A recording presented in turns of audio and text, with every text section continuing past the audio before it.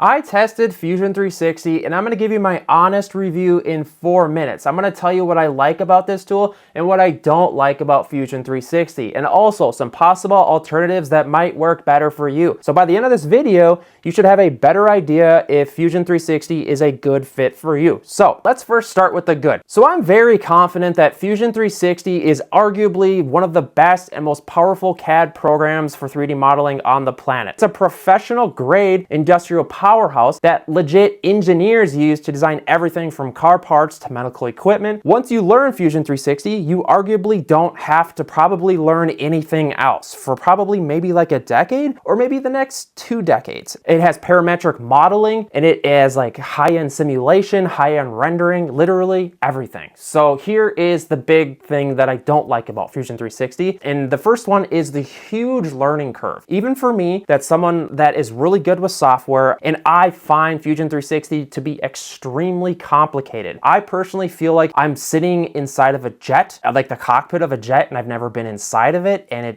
there's all these buttons and dials, and I'm just like, I have no idea what I'm doing. There's menus inside of menus. Let's also talk about the pricing though, because a lot of people care about the pricing and the license used, right? So Fusion 360 gives you a hobbyist tier, which is considered free, right? What happens though is you kind of quickly hit some roadblocks with this free version of it, right? So you're limited to 10 active documents, I think it is, and they've kind of stripped a lot of the useful features out of it throughout the years, and to export, you know, what they're kind of trying to do here, and a lot of software tools do this. I'm not blaming them. They get you into the ecosystem, they give you the feel, they make it seem all easy, but then when you want to export at a high level, like your files, they're like, hey, you have to pay for this. And it's not extremely expensive. It's around $85 a month, or if you want to save a little bit more money and pay annually, I think it's around $680 a year. So for a hobbyist, that might be a deal breaker for you, but honestly, a lot of these CAD programs, you're going to be paying money with it, right? And I feel like if you're doing 3D modeling and you run a small business, that's a write-off anyways. You're going to have to decide if that's worth it, right? And what I did here was I compared it to the competitors, right? I jumped into Shaper 3D, which is one of the more popular ones, and also Plasticity. So when we compare it to Shaper 3D, the learning curve, I learned Shaper 3D in about 15 to 20 minutes. The workflow is where the big difference is. I'm trying to think how to explain this so it's easier. The workflow in Fusion is completely different, but it's more powerful. I feel like for 3D modeling, especially if you're a beginner, Shaper 3D kind of has like a more intuitive like feel, and you can kind of build it and see it, and like the workflow is easier to imagine, which makes it a lot easier to learn, if that makes sense. And what I also like about Shaper 3D is that you can have it on your iPad. So a lot of times I'll jump in the car, I'll have my woman drive, and I'll be 3D modeling, or I'll be at like a soccer game or something with the kids and I'll be 3D modeling on the iPad.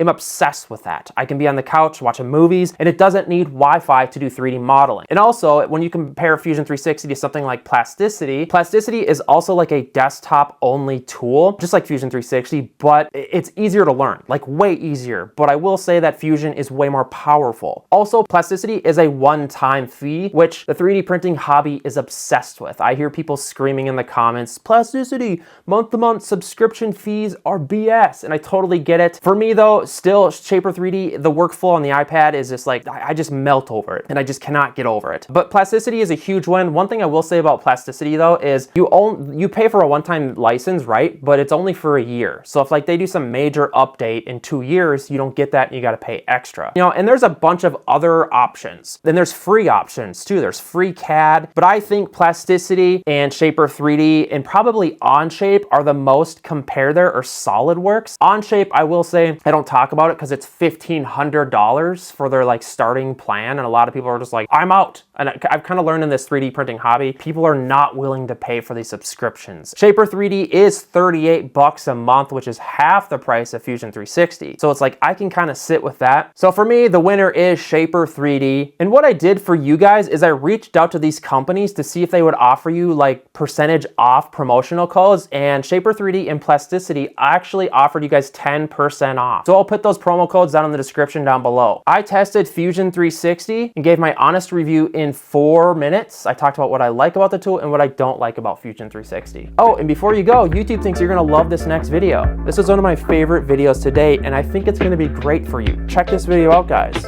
Guys, the video's right here. You need to click on it, please.